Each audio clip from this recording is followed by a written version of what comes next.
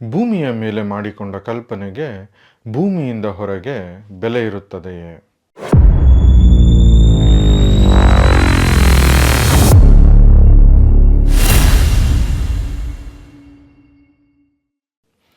ನಮಸ್ಕಾರ.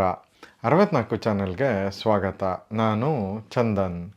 Proxima century ಸೌರಮಂಡಲಕ್ಕೆ ಹತ್ರವಾಗಿರೋ ನಕ್ಷತ್ರ. ಹಾಗಂದ್ರೆ ನಮ್ಮ ಭೂಮಿಗೆ ಸೂರ್ಯನನ್ನು ಬಿಟ್ಟರೆ ಇದೇ ಅತ್ಯಂತ ಹತ್ರ ಇರೋ ನಕ್ಷತ್ರ. 300 ಅಡಿ ಉದ್ದ, 150 ಅಡಿ ಅಗಲ ಇರೋ ನೌಕೆಯಲ್ಲಿ 4.6 ಲೈಟ್ ಇಯರ್ಸ್ ದೂರ ಇರೋ ಈ ಪ್ರಾಕ್ಸಿಮಾ ಸೆಂಚುರಿಗೆ ನಿಮ್ಮ ಸಂಗಾತಿಯೊಂದಿಗೆ ಹೋಗಲು ನೀವು ಬಯಸ್ತೀರಾ? ಈ ಆಕಾಶ ನೌಕೆನೆ ನಿಮ್ಮ ಮನೆ, office, experimental lab, agriculture field, walking track ಎಲ್ಲ ಆಗತ್ತೆ. ಇದು ಒಂದೆರಡು ವರ್ಷದ ಜರ್ನಿ ಅಲ್ಲ, ಲಕ್ಷಾಂತರ ವರ್ಷದ ಪ್ರಯಾಣ.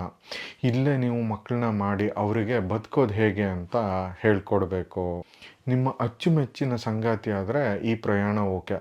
ಇಲ್ಲಿ ನಿಮಗೆ ಗೊತ್ತಿಲ್ಲದೆ ಇರೋರು ಬಂದರೆ ನಿಮ್ಮ ಪರಿಸ್ಥಿತಿ ಹೇಗಿರಬೇಡ? ಈ ಪುಸ್ತಕವನ್ನು ಓದ್ತಾ ಇದ್ದರೆ ನಮಗೆ ಇಂಟರ್ಸ್ಟೆಲ್ಲರ್ ಮೂವಿ ನೆನಪಿಗೆ ಬರುತ್ತೆ. ನಾವು ಓದಿದ ವಿಭಾಗದಲ್ಲಿ ಇವತ್ತು ನಾವು ಪರಿಚಯ ಮಾಡ್ಕೋತಾ ಇರೋ ಪುಸ್ತಕ ಯಾನ. ಲೇಖಕರು ಎಸ್.ಎಲ್. ಭೈರಪ್ಪ. ಪ್ರಕಾಶಕರು ಸಾಹಿತ್ಯ ಭಂಡಾರ.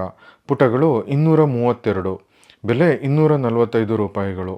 Genre fiction. ಭಾರತ ಅಂತರಿಕ್ಷ ಸಂಸ್ಥೆ ಈ ಪ್ರಾಕ್ಸಿಮಾ ಸೆಂಚುರಿಗೆ ಮನುಷ್ಯರನ್ನು ಕಳಿಸ್ಬೇಕು ಅಂತ ಒಂದು ಹುಚ್ಚು ಸಾಹಸಕ್ಕೆ ಕೈ ಹಾಕತ್ತೆ. ಇದಕ್ಕೆ ಸೆಲೆಕ್ಟ್ ಆದವರೇ ಸುದರ್ಶನ್ ಮತ್ತು ಉತ್ತರ. ಅವರಿಬ್ಬರು ಕೊಲೀಗ್ಸ್ ಆಗಿರ್ತಾರೆ. ಈ ಪ್ರಾಜೆಕ್ಟ್ನ ಉದ್ದೇಶ ಒಂದು ಗಂಡು ಹೆಣ್ಣನ್ನು ಪ್ರಾಕ್ಸಿಮಾ ಸೆಂಚುರಿಗೆ ಕಳಿಸಿ ಅಲ್ಲಿ ಭೂಮಿ ಥರ ಯೋಗ್ಯವಾದ ಯಾವುದಾದ್ರೂ ಗ್ರಹ ಇದ್ದರೆ ಅಲ್ಲಿ ಮನುಷ್ಯ ಸಂತತಿನ ಕಂಟಿನ್ಯೂ ಮಾಡಬೇಕಂತ. ಹೀಗೆ ಹೊರಡೋ ಸುದರ್ಶನ ಮತ್ತು ಉತ್ತರಾಗೆ ಒಂದು ಪ್ರಶ್ನೆ ಕಾಡುತ್ತೆ. ಒಂದೇ ತಂದೆ ತಾಯಿಗೆ ಹುಟ್ಟುವ ಮಕ್ಕಳು ಹೇಗೆ ಗಂಡ ಹೆಂಡಿರು ಆಗೋಕ್ಕೆ ಸಾಧ್ಯ ಅಂತ. ಈ ಪ್ರಶ್ನೆಯಿಂದಲೇ ಈ ಪುಸ್ತಕ ಶುರುವಾಗತ್ತೆ. ಈ ಒಂದು ವಿಷಯನ ಹಲವರಿಗೆ ಕಿರಿಕಿರಿ ಉಂಟು ಮಾಡುತ್ತೆ. ಆದರೆ ನೀವು ಸೈಂಟಿಫಿಕ್ ಆಗಿ ಯೋಚನೆ ಮಾಡಿದಾಗ ಆ ಒಂದು ನೌಕೆಯಲ್ಲಿ ಇದನ್ನು ಬಿಟ್ಟು ಬೇರೆ ಏನೂ ಆಪ್ಷನ್ ಇಲ್ಲ ಅಂತ ನಿಮಗೆ ಅನಿಸುತ್ತೆ.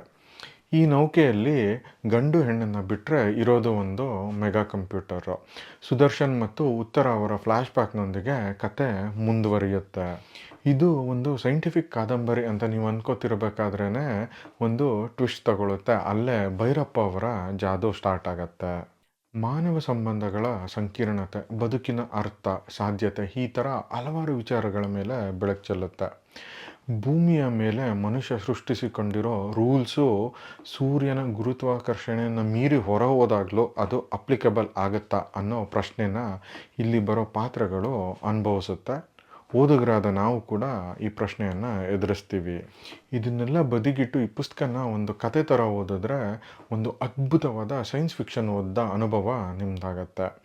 ಭೈರಪ್ಪ ಅವರ ಥಾಟ್ ಪ್ರೊಸೆಸ್ ಎಷ್ಟು ಚೆನ್ನಾಗಿದೆ ಅಂದರೆ ಒಂದು 300-400 ವರ್ಷ ಫ್ಯೂಚರಿಸ್ಟಿಕ್ ಆಗಿ ಯೋಚನೆ ಮಾಡಿದ್ದಾರೆ. ಭೂಮಿಯಂತೆ ಮನುಷ್ಯ ಇರಬಹುದಾದಂಥ ಬೇರೆ ಗ್ರಹನ ಹುಡ್ಕೋ ಪ್ರಯತ್ನ ನೆನ್ನೆ ಇವತ್ತಿಂದಲ್ಲ. ಇಂಥ ಒಂದು ಸಣ್ಣ ಎಳೆಯನ್ನು ಇಟ್ಕೊಂಡು ಭೈರಪ್ಪ ಅವರು ಅದ್ಭುತವಾಗಿ ಬರೆದಿದ್ದಾರೆ. ಈ ಪುಸ್ತಕ ಎಲ್ಲರಿಗೂ ಇಷ್ಟ ಆಗಲ್ಲ. ಯಾಕೆಂದರೆ ಇದು ನಮ್ಮ ಸಮಾಜದ ಹಲವಾರು ಚೌಕಟ್ಟುಗಳನ್ನು ಪ್ರಶ್ನೆ ಮಾಡುತ್ತೆ, ನಮ್ಮ ನಂಬಿಕೆಗಳನ್ನು ಬುಡಮೇಲು ಮಾಡುತ್ತೆ. ಹಾಗೆ ಈ ಪುಸ್ತಕಕ್ಕೆ ಎಸ್.ಎಲ್. ಭೈರಪ್ಪ ಅವರು ಮಾಡಿರೋ ರಿಸರ್ಚು ಅಪಾರ. ಅವರ ಹಾರ್ಡ್ ವರ್ಕು ಪ್ರತಿ ಪುಟದಲ್ಲೂ ಎದ್ದು ಕಾಣುತ್ತೆ. ಟೆಸ್ಟ್ ಬೇಬಿ ಇರ್ಬೋದು, ಅಂತರಿಕ್ಷದಲ್ಲಿ ನಡೆಸೋ ಕೃಷಿ ಇರ್ಬೋದು, ಅಥವಾ ತ್ಯಾಜ್ಯ ಮರುಬಳಕೆ ಇರ್ಬೋದು, ಫಿಸಿಕ್ಸು, ಕೆಮಿಸ್ಟ್ರಿ, ಬಯಾಲಜಿ, ಆಸ್ಟ್ರಾಲಜಿ ಹೀಗೆ ಹಲವಾರು ವಿಷಯಗಳ ಮೇಲೆ ಬೆಳಕು ಚೆಲ್ಲುತ್ತೆ.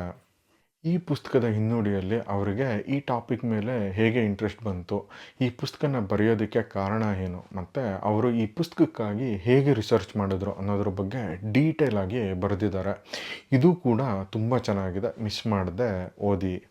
ಬನ್ನಿ, ಈ ಪುಸ್ತಕದಿಂದ ಒಂದು ಸಣ್ಣ ಪ್ಯಾರಾಗ್ರಾಫು ನಿಮಗೋಸ್ಕರ. ಅದಕ್ಕೂ ಮುಂಚೆ ನಾವು ಮಾಡ್ತಿರೋ ಈ ಕನ್ನಡ ಪುಸ್ತಕವನ್ನು ಪರಿಚಯಿಸೋ ಕೆಲಸ ನಿಮಗೆ ಇಷ್ಟ ಆಗಿದೆ ಅಂದರೆ ದಯವಿಟ್ಟು ನಮ್ಮ ಚಾನಲ್ಗೆ ಸಬ್ಸ್ಕ್ರೈಬ್ ಆಗಿ.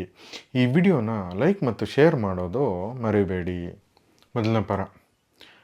ವಚನ ಕರ್ತವ್ಯ ಅನ್ನುವ ಭೂಮಿಯ ಮೇಲೆ ಮಾಡಿಕೊಂಡ ಕಲ್ಪನೆಗೆ ಭೂಮಿಯಿಂದ ಹೊರಗೆ ಬೆಲೆ ಇರುತ್ತೆಯೇ? ಹೋಗಲಿ, ಭೂಮಿಯ ಹೊರಗಿರುವ ಚಂದ್ರ, ಮಂಗಳ, ಗುರುಗಳಲ್ಲಿಯೂ ಇರಬೇಕು ಅಂತ ಕಲ್ಪನೆಯನ್ನು ಇಂಜಿದರೂ ಸೂರ್ಯನ ಗುರುತ್ವಾಕರ್ಷಣೆಯನ್ನೇ ದಾಟಿ ಬಂದವರಿಗೆ ಇರಬೇಕೆ?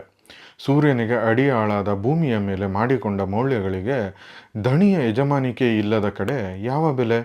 ಬಿಡಿಸಿ ಕೇಳದೆ ಪ್ರತಿಯೊಂದು ಕರಾರಿಗೂ ಕಾನೂನು ವ್ಯಾಪ್ತಿ, ನ್ಯಾಯವ್ಯಾಪ್ತಿ ಅಂತ ಇರುತ್ತೆ.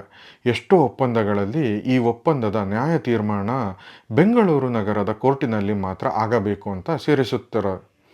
ಅಂದರೆ ಮುಂಬೈ ನ್ಯಾಯಾಲಯದಲ್ಲಿ ಅದಕ್ಕೆ ಬೆಲೆ ಇಲ್ಲ.